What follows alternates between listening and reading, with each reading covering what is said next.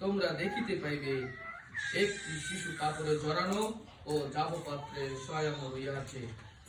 পরে হঠাৎ স্বর্গীয় বাহিনীর এক বৃহৎ দল ওই দূতের সঙ্গী হইয়া ঈশ্বরের স্তব গান করিতে করিতে কহিতে লাগিলেন, ঊর্ধ্বলোকে ঈশ্বরের মহিমা, পৃথিবীতে তাহার বীরপাত্র, মনুষ্যদের মধ্যে শান্তি।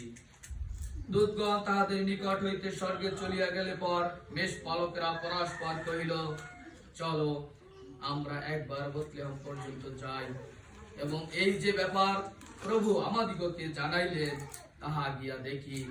পরে তাহারা শীঘ্র গমন করিয়া মরিয়ম ও যোসেফ এবং সেই জাবপাত্রে শয়ন শিশুটিকে দেখিতে পাইল।